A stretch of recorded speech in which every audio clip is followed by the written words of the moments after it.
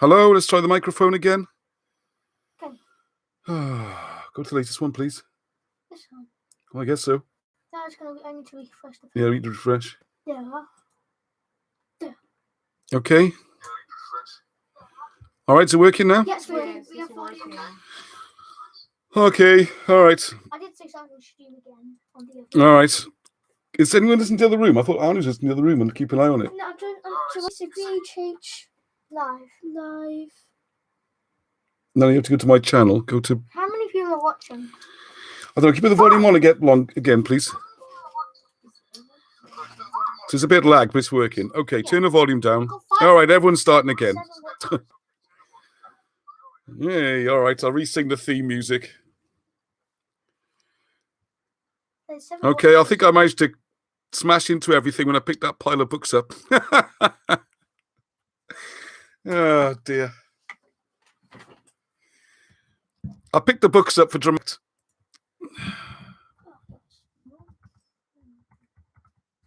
What are you going to watch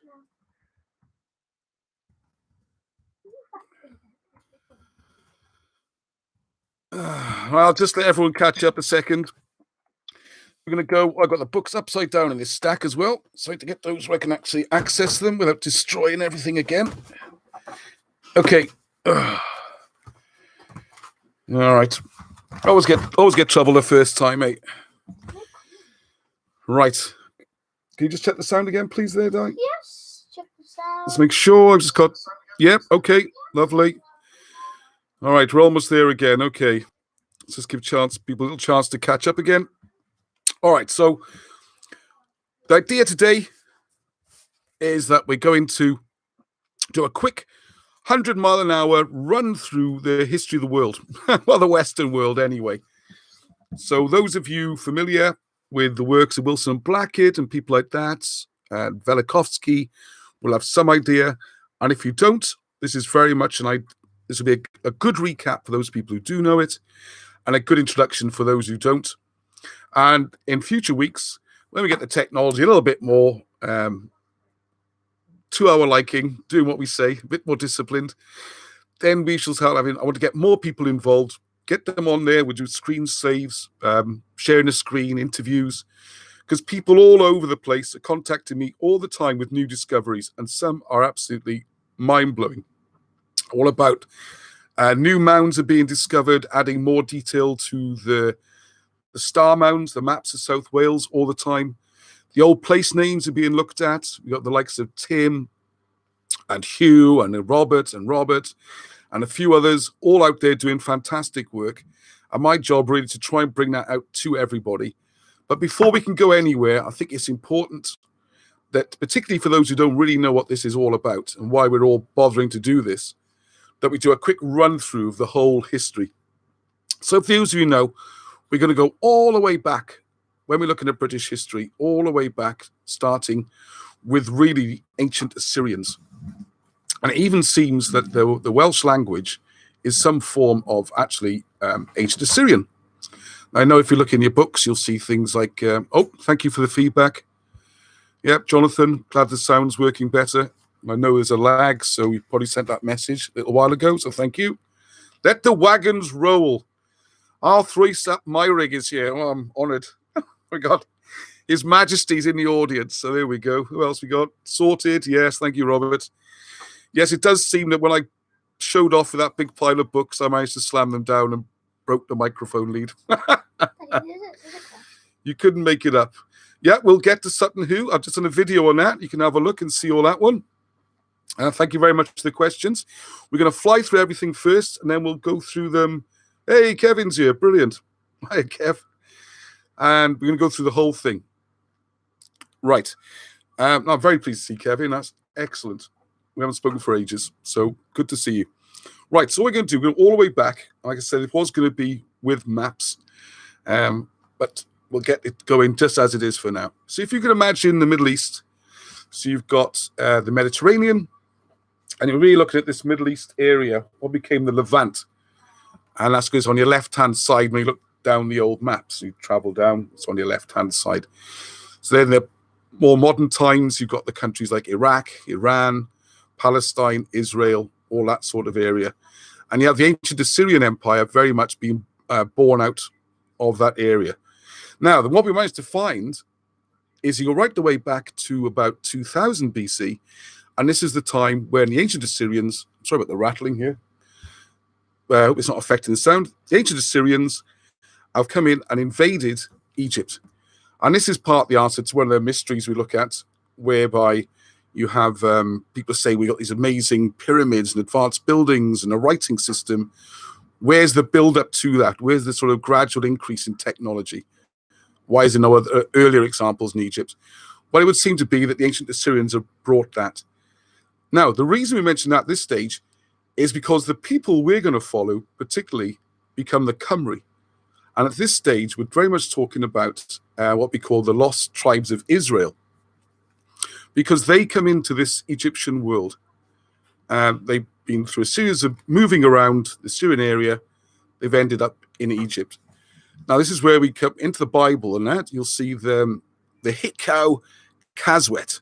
Just made a note of that because it's a hard one to remember. The Hikau or Hikai Kaswet. Now, where they fit in, that is what's known as the Kassite Empire. Now, the Kassite Empire was actually a very powerful empire, and these are a military people. So when we have this sort of image that's been generated of these simple sheep farmers coming down, that's not the case. They were a powerful empire, but not, or I should say kingdom. They're no means as powerful as this mighty Assyrian Empire, which is already swallowing up nearly all that area and including Egypt. And one of the things about Egypt you'll discover is throughout its history, there's not very many periods where it's been independent. We've had these Syrians running the place, then the Persians, then you've got the Alexandrian Greeks, all the way through to the Romans, and the British even. So it's a place that's changed hands many times. Now, why it's important for our British History project is this is where the people, the sort of lost tribes or the Kassites, enter into Egypt. And this is where we get the famous story of Joseph. So Joseph's multicolored dream coat, all this stuff. And what is clear from the story is that the Egypt at the time was being run very much as sort of vassal state as part of the Assyrian Empire. So the Assyrian commanders have said, right, the emperor said, we want to put, are these the Hyksos? Yes, that would be the Hyksos. That's right, the Hyksos. So you've got similar names, Hyksos, Hikai, Kassite. They're the same people. So thank you for that question. So what we're looking at then is the big boss, the big emperor. He's still off over in ancient Assyria. Now, this does all tie in with British history, and we'll come on to that into a second. The first thing that becomes apparent from this is you notice we start to get these language connections. Where's my big pile of books here? Never find the one you want, of course. We're looking at what happens in the book at the bottom of the pile, Moses in the Hieroglyphs, which is the first book we had reprinted, Wilson and Blackett, where it explains in there how you can actually use Welsh to read the hieroglyphs. Now, this seems very strange at first until you think of Welsh being an ancient Assyrian language, and this is evidence to show the sort of connections. I just picked out a few examples here which people might not be aware of, some of the famous ones. Like, for example, Tutankhamun translates into Welsh, which is complete in life, excellent in every way. So there's another one. The most obvious one is Nefertiti. Nefer is Welsh for heaven. T is you are, so heavenly you are, and you say the T twice, which creates this idea of being a supreme one, a godlike person. So heavenly and godlike you are.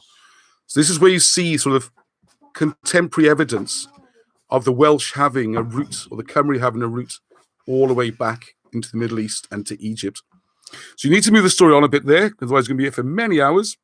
But what we're going to look at then is, from that, you got things like the word Pharaoh, which seems to be a Welsh word as well. And you got Seti. I wrote Pharaoh down. Yeah, Pharaoh, from the Welsh Pharaon, which means high powers. It really is amazing.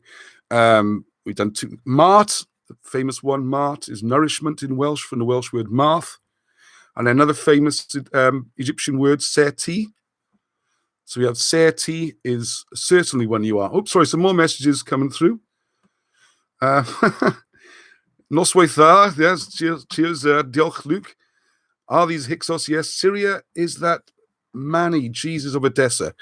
I'm not sure exactly how will tie in with Jesus. Maybe that'll crop up later when we follow the more of the stories coming through. So what we have then is all the things about the Old Testament. Joseph is on his Technicolor Dreamcoat, that famous one. He's put in charge of running the food and getting the country through the famine. And then the people really are suffering. And you can see this in the Bible. If once you read it in a different way, you'll see in there just how much Joseph squeezed that country literally till the pit squeaked. People were having to sell their children to pay for the food.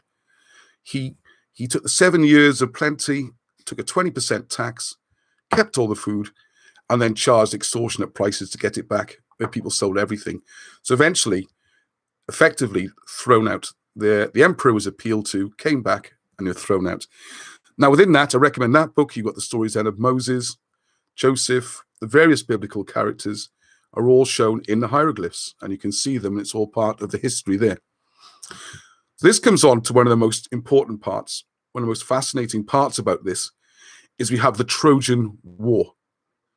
Now, this is absolutely crucial, and this is where the maps would have come in handy. Because you're now moving, there's the Mediterranean, so we're now moving along through Palestine, up through the eastern coast. They've been deported, as it says in the Bible, these Hebrews. They've been deported down to Babylon. They've been moved around. A lot of adventures then, or again, covered in these books, where you see the wars they've had to fight. And what their problem is, they're always the sort of political pawn in the middle of the greater empires. So one minute, the Assyrians are coming up from the south and the east, and they're having to make deals with those. Then the Egyptians, which have become a power again, they're upset. Then the Hittites are upset. And they're constantly living in this battleground. So finally they get deported north, and I think I'm going into too much detail, and end up moving up to Anatolia, which is near Troy. Now this is probably the most important date of the whole of Egyptian history, and this is the date that's got wrong. And that's, of course, the date of the Trojan Wars. So this brings us up then. We've got Wilson and Blackett's book, which are reprinting Trojan Wars 650.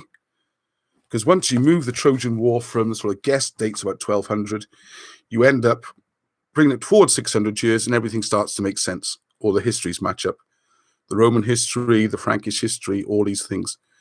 Because what you see then is the Romans claims that the people moved, half moved to Rome, and half they went on to Britain.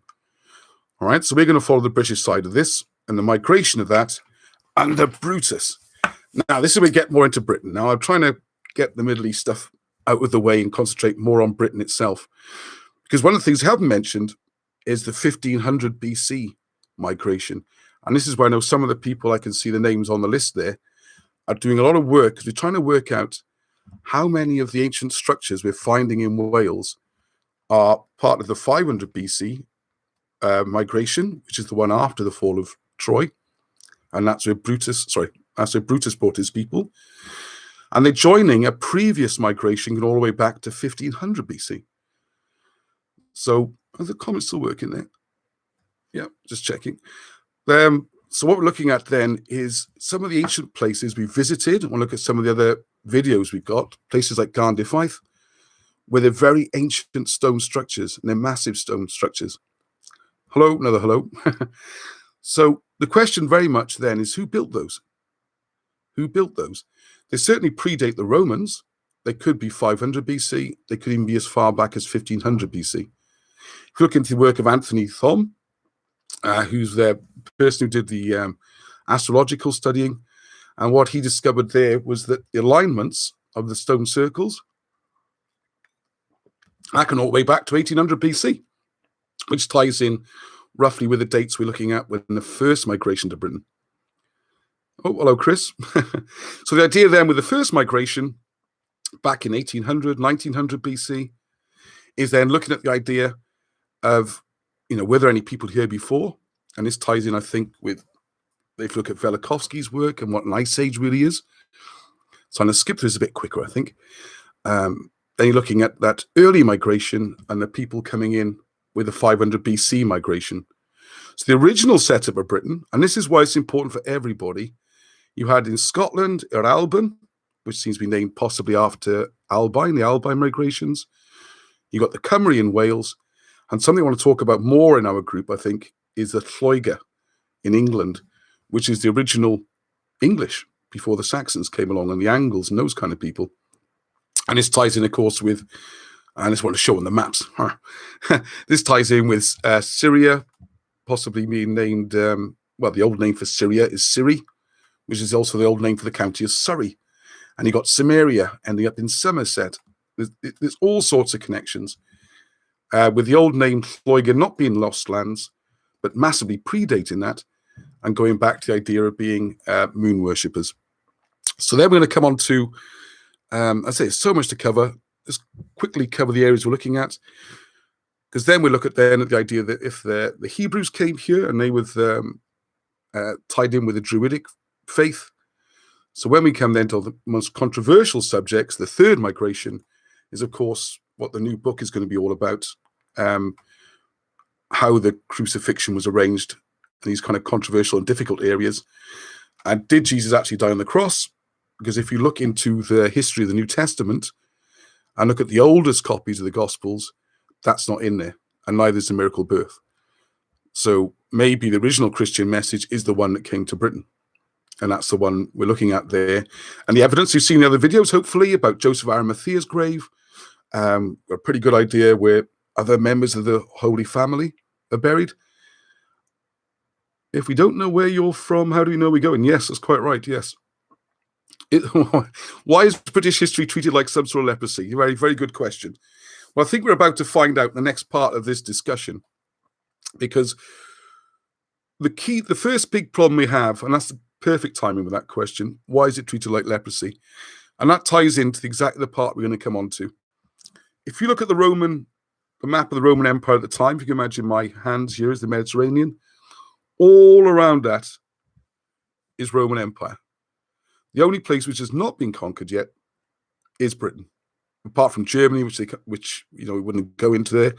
So if you were in Palestine and you're being persecuted and chased by Romans who are out to execute you and kill you, and they're killing the followers, you need to flee the area.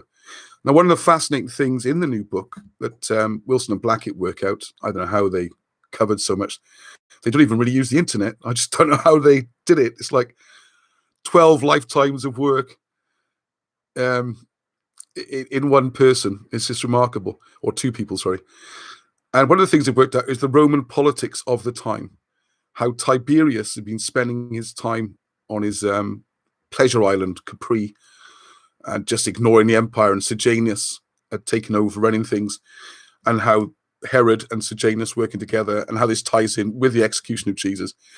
And you can do a lot worse than watch the BBC I, Claudius with Anthony Hopkins to watch what kind of thing was going on. It all fits in with that. Oh, thank you, Peter. So the situation you have is if the Holy Family has come to Britain, and that's where Christianity started rather than in Rome, and if the Christianity that's mentioned there is different, then immediately the first opposition you have is, of course, the Roman Church, which, although it came later, claims all the precedence over Christianity. So the first answer to the question, why is this such a toxic subject? Why is it treated like a kind of leprosy? Well, if you accept this Welsh or British history, then immediately you're saying that the Church of Rome is wrong and has got it wrong. There is no evidence, for example, for Peter ever even going to Rome. And he is supposed to be the first bishop of Rome, or pope, although the term pope doesn't cover another 600 years at least. But anyway, that's the claim. So just to backtrack, for those who don't know the story, you got Joseph Arimathea, and he's involved with the British royal family. The British royal family marry into the Holy Family. And if you look through the family trees and descent, you'll find all the way through the British family trees this claim to holy blood. This idea that they are descended from the Holy Family, whether that's directly from Jesus or from his wife, sister, mother. We can look into the details and discuss those. But the overall point is the same. And if you look all around South Wales, you see Saint this, Saint that, all the places named after saints. And you have the situation whereby, as the book, a title that Alan Wilson never liked, but there's Adrian Gilbert's book, of course, The Holy Kingdom, which discusses the lineages and how they tie us in. Now, the reaction seems to have been, and that when Tiberius came to his senses and realized that Jesus is walking around, he hadn't been executed, he's furious, and immediately you got the likes of Paul and various other persecutors trying to get him and the supporters. And one possibility, this is conjecture, is that the Roman invasion was actually, at least in part, if not totally, motivated to destroy not just the religion, but what has to be borne in mind is the fact that Jesus and his wife Mary had very strong dynastic claims. They were not peasants, and there's terrible things said about Mary Magdalene being a prostitute and things like this. If you find a family tree, you will see that it seems most likely anyway that she is actually the granddaughter of Antony and Cleopatra. And that puts her in a very, very powerful or dangerous situation, because Mark Antony is a cousin of Caesar. So she's got a claim to the Roman throne by then, because Caesar's been he's had his comeuppance. Her father was the king of Numidia, so there's a claim to that throne. Her grandmother is the last pharaoh from the Ptolemaic line, is Cleopatra VII, who obviously committed suicide. So there's three thrones, and then we have Jesus with his Judean claim, in Hasmonean. Sorry, that's our Dumian. Let's get those right around. And also a possible claim now to the British throne. So when they have children which marry into the British king, suddenly you've got a situation where you've got the descent of 5 possible thrones. So there's a massive political reason to destroy this family. And what's interesting as well is that when the first attacks were made into Britain, you find that they went immediately up into, made a sort of military raid up into Anglesey or Ynys Môn up in North Wales, where they slaughtered the religious people. I mean, they try and write it up as it's murder, basically. I mean, it's written up as a battle because these screaming women were so frightening, they're screaming curses. So basically, you killed a load of unarmed religious people and just went up there and slaughtered the lot. Now, they're wearing black robes, they described. Well, in the Druidic system, there aren't black robes particularly. So exactly who were they killing and why were they there? So then we come on to the whole idea of Caractacus getting betrayed. He's the king leading the campaign against the Romans.